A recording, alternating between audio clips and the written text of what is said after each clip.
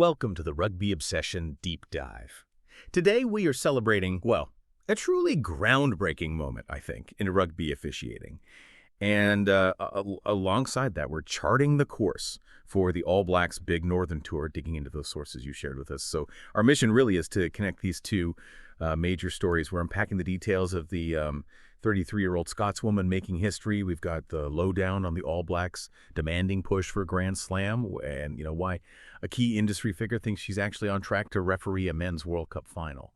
It's quite a week for the sport globally. Okay, before we really get into these, frankly, astonishing developments and the sort of challenges of that tour, make sure you hit subscribe to Rugby Obsession. That way you never miss a deep dive into the world of rugby. Right. So the confirmation, it came through overnight, didn't it, from World Rugby? Hollie Davidson's historic appointment, it's official. And look, this isn't just, regular news. It feels like a real statement about meritocracy in global officiating right now. Cements her as truly elite. It really does. And the achievement itself, the one she's about to lock in, it's immense. She'll be the first woman ever to referee the All Blacks in a test match. That's when they play Wales in Cardiff, November 23rd. Wraps up their tour. But what really jumps out at me from the sources is, the path she's taken to get here. Yeah, I mean, this isn't some sudden leap, is it? Not at all. Her CV, well, it shows she performs consistently and under huge pressure. Like, she recently took charge of the Women's Rugby World Cup final. Yep, England against Canada at Twickenham. A massive occasion. Exactly. But maybe even more critically, she's already handled a match with the current world champions, the Springboks. Against Italy back in July. Right. And that's surely a huge data point for World Rugby, wouldn't you say? Absolutely. That progression confirms they're testing her ability, in frontally, handling top-level men's tests. She's done the last two Women's World Cup finals, yes. But the other one that really highlights her trajectory was that Challenge Cup final. Bath versus Lyon back in May. Ah, yes. The European club final. Yeah. Exactly. A high-pressure men's European final. You've got all the professional scrutiny, the atmosphere. And she didn't just sort of manage it. She excelled.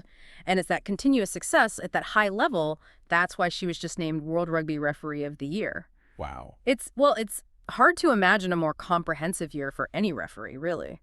That's fascinating. And the scale of this achievement, it goes way beyond just, breaking a gender barrier, which is obviously significant in itself. The sources really show she's being measured against the absolute best, connects her right back to the history books. Yeah, she's following in the footsteps of a legend, Andre Watson, the former South African referee. And the connection is very specific. It's about whistling global deciders. Okay, and here's where it gets really interesting, I think. It shows just what rare company she's keeping now.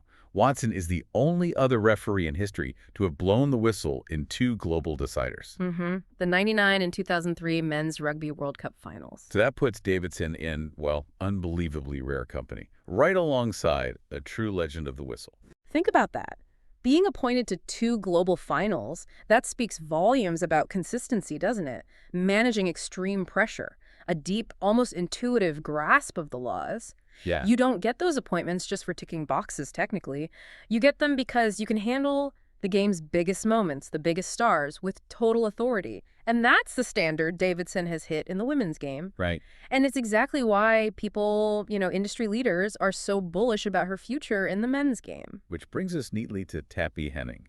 He's the head of match officials for the United Rugby Championship. Yeah, a very influential voice in European rugby. And he has fully backed Davidson to referee at a men's World Cup. He has. He was quoted saying she is growing and showing the potential to reach a men's World Cup final as a referee. Yeah. He pointed out that, at 33, she's responded successfully to every single challenge they've put in front of her. So what are the the next hurdles then? Yeah. Henning's endorsement is huge, especially coming from the URC. Yeah, that's effectively her proving ground, isn't it?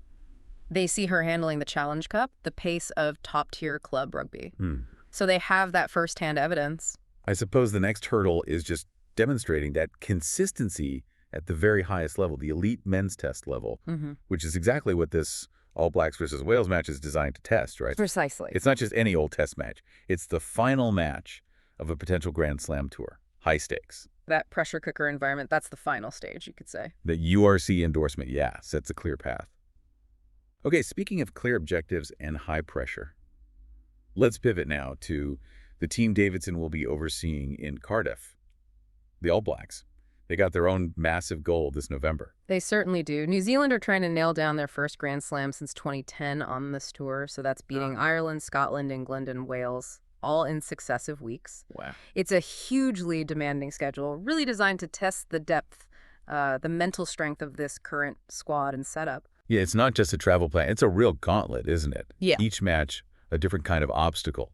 And often, the referee can really shape how those obstacles play out. We now know who's handling those crucial earlier games. Right. It all kicks off against Ireland, but in Chicago, November 2nd. The referee for that one is the Frenchman, Pierre Brousset. Okay, Brousset, what does that mean, potentially? Ireland are usually tight, disciplined? Exactly. Ireland will rely heavily on that organized defense, aggression at the breakdown. Brousset, he's known for being pretty rigorous on the offside line, very meticulous at the ruck. So the All Blacks will need incredible discipline in attack, especially against an Irish side that just loves to slow down opposition ball. Right, sets the tone immediately. Okay, week 2, the following week, it's Scotland at Murrayfield. And the ref there is Australian Nick Berry. Okay, Nick Berry. Now, Berry stands out because he often encourages a faster game, right? High tempo, lets things flow a bit more. Generally, yes. He likes continuity if possible. The challenge there, though, is the sheer physicality. Scotland at Murrayfield is always electric. And if Berry lets it flow, the All Blacks' fitness, their pace, it'll be seriously tested. Especially if the breakdown gets messy, which it can. Yeah, Murrayfield can be chaotic. The All Blacks probably prefer Berry's tendency to keep the ball moving, but, you know, they have to avoid giving away penalties deep in their own territory. Got it. Okay, then the big one before the finale.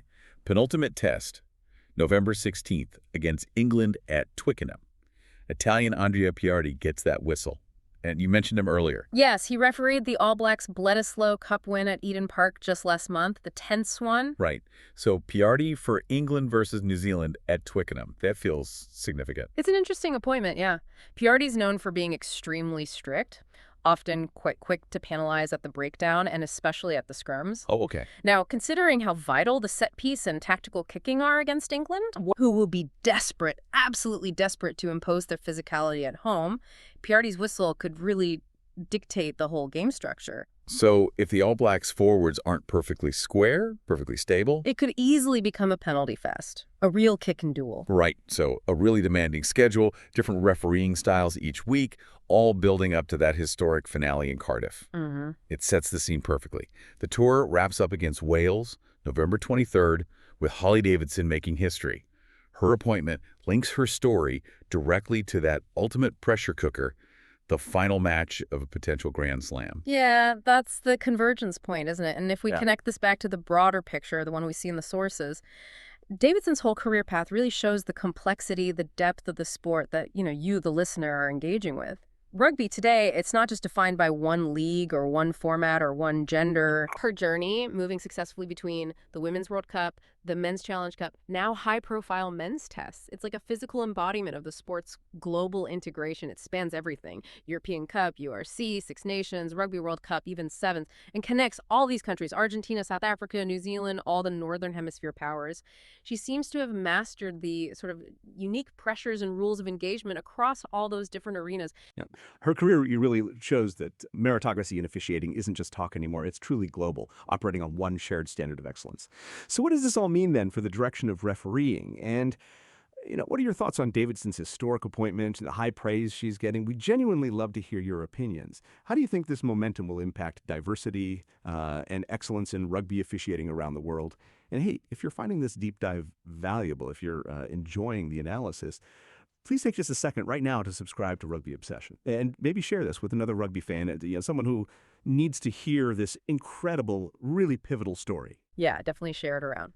So our final thought, bringing both themes together. Davidson's journey, it reflects more than just her individual brilliance, matching Andre Watson's rare feat with two global deciders. It also mirrors the wider systemic evolution happening in officiating within global rugby.